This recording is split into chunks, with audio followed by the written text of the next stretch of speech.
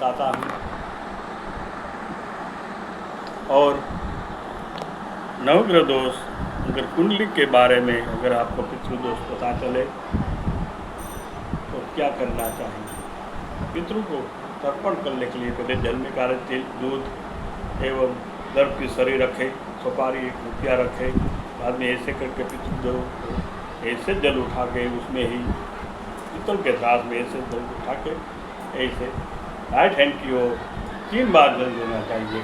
अगर आपके दादा है तो इधम जलम दस में दादा रुद्र रुद्र पर दादा यानी दादा के बापा तो रुद्र पर दादा इधम जलम 10 में सदाय नमः, इधम जलम 10 में सदाय नमः, इधम जलम 10 में सदाय नमः। तो एकादशी से अमावस्या का दिन जो आखिरी आता है उसमें ये तर्पण करे। उसके बाद मृत्युंजय महादेव की उपासना तो प्रेत योनि में चले गए हैं तो उसके ऊपर अभिषेक करे प्रदोष के दिन एवं हर महीने में। तो उस महीने की मासिक शिवरात्रि आती है उसमें भगवान शिव की उपासना करे घोर मंत्र से। कई बार कहा है अघोर मंत्र, ऐसा कोई मंत्र नहीं है। मंत्र आप लिख लीजिए, कोई भी शिव उपासना में ये मंत्र होगा। अघोरेभ्य घोरेभ्य घोर घोर तरेभ्य सर्वेभ्य सर्व सर्वेभ्य नमस्ते अस्तु रुद्रेभ्यः लिख लीजिएगा। ये मंत्र से भगवान शिव जी के ऊपर जल और दूध उसमें काले तिल थोड़ा मिलाइए, 1 शक्कर का कणी मिलाइए, उसमें थोड़ा शहद मिलाइए, फिर शिव जी के ऊपर अभिषेक ये मंत्र से करो। फिर मंत्र नोट कर लीजिए। तर्पण के बाद ये शिव जी की उपासना, शिव जी के ऊपर अभिषेक, काले तिल दूध थोड़ा सा शहद, उसमें जो मध बोलते हैं कहीं लोग, उसमें मध डाल के भगवान शिव जी के ऊपर ये मंत्र से आप अभिषेक करना चाहिए। या जो पंडित आप शतरुद्र रुद्रिका 5म अध्याय से अभिषेक करवाते हैं और अच्छा रहेगा।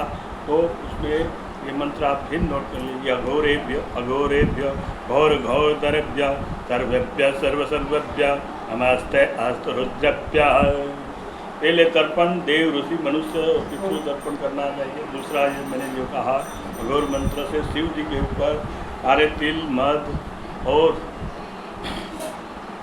दूध से बनाया हुआ ये जो जल है उससे आप अभिषेक करना चाहिए। तीसरा जो आता है देवगुरु बृहस्पति एवं राहु से बना हुआ जो पितृदोष होता है तो इसी प्रकार आप देवगुरु बृहस्पति का पूजन अर्चन कोई भी पंडित हो तो शिव का मंदिर संभाले हुए हो उसको दान पुण्य हर महीने करें या फिर 2-3 महीने करें तो वहाँ जाके उसके पैर धुलने चाहिए। जो भी पितृदोष की शांति कराने के लिए आप वो पंडित जो है वो तो शिव जी का मंदिर संभाले हुए होते हैं उसके चरण स्पर्श करके उसको हर हफ्ते या 1 महीने में पीले वस्तु का दान दे, पोखराज का दान दे एवं नीलम का दान दे, तो गोमेद का दान दे, उसके अलावा जव तिल्स का दान दे और उसका आपको फैमिली की तरह आप जो है उसको पूजा अर्चन करें हर महीने और अच्छा रहेगा। तो ये तीसरा आपका देवगुरु बृहस्पति से अगर आपका राहु आपका पितृदोष लग चुका है कोई भी पंडित हो वो जो मंदिर संभाले हुए हो उसको हर महीने दान करे, पीले वस्त्र पीला वस्त्र दान करे एवं अनेक दाल वस्त्र दान करे, हो सके तो गोल्ड दान करे और अच्छा है। इसी प्रकार नवग्रह दोष निवारण हेतु राहु दोष के कुंडली में 12 भुवन में 5म भुवन में 9म भुवन में अगर आता है तो राहु दोष हो जाता है। उसके लिए क्या करें वो भी मैं बताऊंगा। राहु के लिए जव और तिल कोई भी निर्धन आदमी को काले कंबल का दान दे, काले छाते का दान दे सकते हैं एवं कोई भी जो अंधे होते हैं अंधे का वहाँ याग होता है उसके लिए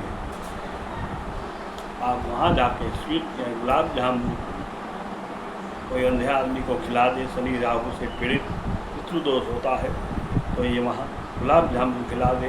जो वहाँ कोई भी हॉस्टल हो, अंधे की हो या फिर निर्धन की हो, अनाथ किया हो, हॉस्टल जो बनाया हुआ है उसके लिए शनि एवं राहु से पीड़ित गुलाब जामुन कोई भी स्वीट वहाँ जाके कम से कम 50 आदमी का हॉस्टल तो होना ही चाहिए। 50 लड़के जो 22 साल तक का हो तो उसका इतना तो होना ही चाहिए। उसके बाद हम बात करते हैं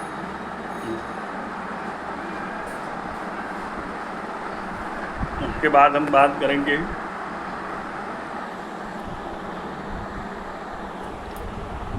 चौथा पितृदोष के लिए उपाय करना है। पहला तर्पण बताया, अभिषेक शिव जी को बड़ा गुरु मंत्र से। उसके अलावा कहा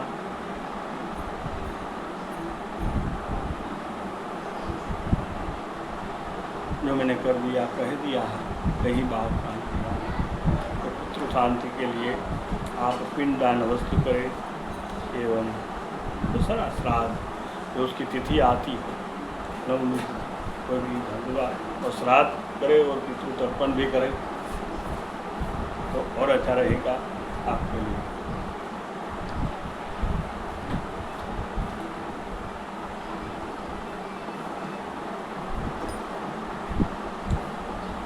भाद्र पक्ष में शुक्ल पक्ष पूर्णिमा से श्राद्ध पक्ष शुरू हो जाते हैं। तो किसी क्या भी कोई भी तिथि में अगर आपके पितृ का श्राद्ध आता है उसमें कौवे को, गाय को एवं कुत्ते के लिए अलग से थाली बना कर उसको खिलाए एवं निर्धन जो आदमी होता है उसको भी बिल्ली के पेड़ के नीचे खीर का भोजन कराते हो तो आपके सारे पितृ जो 31 पीढ़ी के हैं वो तीर जाते हैं। बिल्ली के पेड़ के नीचे एवं पीपल के पेड़ के नीचे कोई निर्धन आदमी या पंडित आप खीर का भोग दे देते हो, उसको खिला देते हो और वो खा लेता है। उसके बाद थोड़ी सी दक्षिणा एवं सफ़ेद वस्त्र आप दान कर देते हो तो आपका जो 7 पीढ़ियों का जो पितृ या ऋण है वो उतर जाएगा एवं सारे पितृ खुश हो जाएंगे। प्रेत योनि में भटके हुए पितृ भी आपको सारे सुख देंगे। ध्यान रखो ये उपाय बहुत ही कारगर है।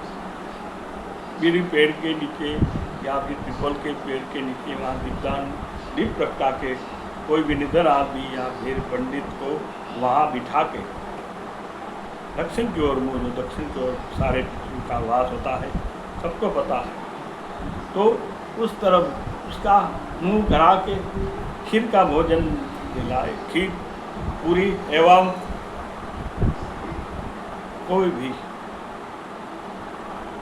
फिर आप अपनी थाली खिला दे तो भी अच्छा है, लेकिन खीर अवश्य खिलाए। वो खीर का जो पूरा खा ले तो समझ लेना कि आपके पितृ जो है वो स्वर्गलोक में ही है और अगर नहीं है तो आप स्वर्गलोक में पहुंच जाएंगे। क्योंकि खीर अक्सर चोखे की बनाई हुई खीर इसमें थोड़ा सा केसर डाले, जायफल डाले, फिर बनाए, फिर निर्धन आदमी को खिलाए। उसके बाद आप सभी परिवार के लोग खीर खाए। ये कारगिल जो पितृदेव पितृ दोष के लिए सबसे अच्छा उपाय है। सारे पितृ आपको 7 पीढ़ी के आपको सुख देंगे, आपकी सारी मनोकामना पूर्ण करेंगे। पहले दर्पण, फिर अघोर मंत्र से शिव जी का अभिषेक, जल में दूध एवं काले तिल थोड़ा सा शहद मिला के, फिर ये खीर वाला शिव जी के जो बिल्ली पत्र है उसका पेड़ के नीचे निर्धन आदमी को या पंडित को आप खीर खिला दें। अगर खिला सकता है तो पूरी थाली खिला देना, साग सब्जी एवं पूरी एवं कोई भी स्वीट और भी आप खिला दें तो और अच्छा रहेगा। पूर्णिमा से अमावस्या कोई भी एकादशी, द्वादशी, त्रयोदशी, चतुर्दशी और अमावस्या ये 5 दिन में कभी भी आप उसको खीर खिला दें। या घर में आपको कोई पंडित हो तो उसकी शादी हो चुकी हो उसके साथ उसको उसकी बीवी को भी बुला के खिला दे श्राद्ध के दिन तो और अच्छा रहेगा। भाद्रपद में श्राद्ध पक्ष में और ये दोनों को, सिर्फ अकेले को नहीं, दोनों हस्बैंड और वाइफ उसको फिर जरूर खिलाए। खीर जो है शिव जी को भी अर्पण करे, इसको खिलाने के बाद शिव जी को भी भोग लगाए, फिर सब सारे परिवार लोग खाए और विष्णु के मंदिर में जाके ध्वजारोपण करें। और गंगा जो है गीता जी में बहुत बार, गीता जी में भी लिखा है, पितरों को उद्धार करने की ये गंगा में ही शक्ति हो।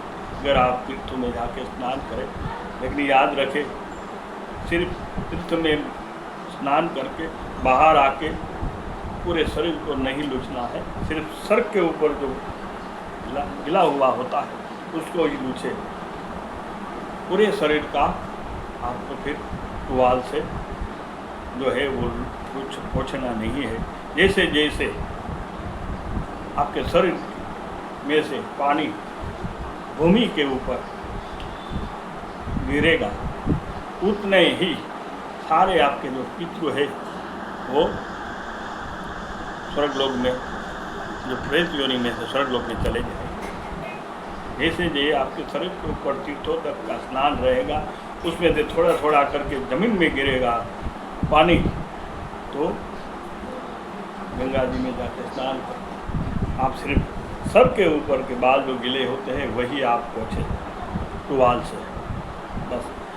फिर वो जैसे जैसे गिरेगा पानी जमीन के ऊपर, उतने आपके जो सारे भी पितृ होंगे वो आपको सुख देने लगेंगे, आपको कष्ट नहीं देंगे। घर के अंदर से कलेश दूर भाग जाएगा।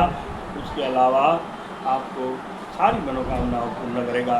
गंगा गंगेति गंगयोजति, यहाँ से ही आप गंगे का स्नान करते हुए पितृ पक्ष में भाद्रपद में चैत्र मास में सिर्फ गंगा स्नान करते समय गंगा जल छाते या फिर गंगा जी का नाम ले ले तो भी आपका कोई भी पितृ स्वर्गलोक में वास हो जाएगा। गंगा वो पूरे पितरों का उद्धार करने वाली देवी है। फिर 3 बार के मंत्र बोले पितरों के लिए, गंगा विष्णु केशव माधव नारायण हरिहरम त्रिवारम त्रिपुरा। यही है सारे पितृदोष कुंडली में हो या फिर आपके परिवार में कोई चला गया हो, जिसका एक्सीडेंट हुआ हो, जिसको अटैक आया हो, अकुदरती मृत्यु जिसको कहते हैं, कोई अग्नि में जलकर मर गया हो, कोई प्रेगनेंसी में मर गया हो, वो सारे पितृ प्रेत में चले जाते हैं। फिर आप नारायण बलि प्रेत बलि करा सकते हो। जिसकी शादी ना हुई हो और वो चला गया हो तो उसके पीछे आपको निरुद्याय कर्म करना चाहिए, नील करना चाहिए और वाचा और वाची यानी गाय और भेड़ उसकी शादी करानी चाहिए। उसके बाद जब तक आपके पास इतने पैसे ना हो जाते हैं तब तक ये आप जो ये प्रयोग करते रहे।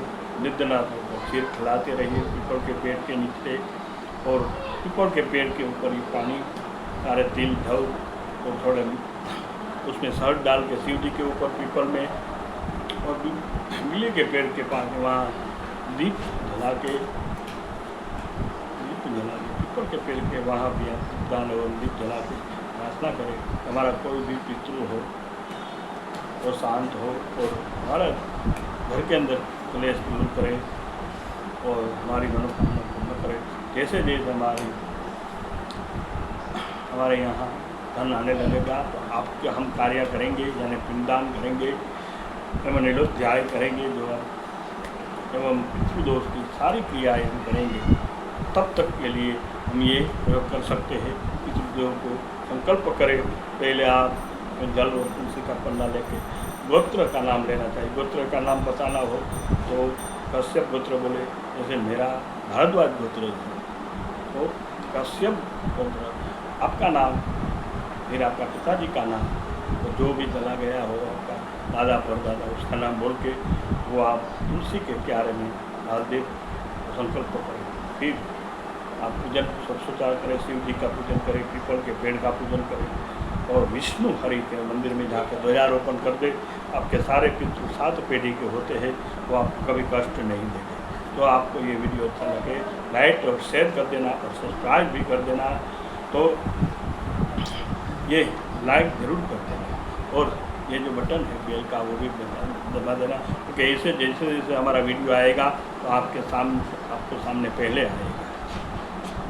के लिए इतना ही पितृ देव का मंत्र भी है। नाधि निद्र देव शंख चक्र गदाधरो से पुंडरी काटा पितृमुक्त प्रदो भवा। फिर कवि ने कहा पितरों को मोक्ष देनारी जो है वो सिर्फ गंगा है। गंगा विष्णु केशव माधव नारायण हरिहरम त्रिवारम वाह। ओम नमो भगवती वासुदेवाय। ये मंत्र भी आप पितरों को शांति करने के लिए कर सकते हो। जय महाकाल, जय गुरुदेव, जय हिंद, जय भारत।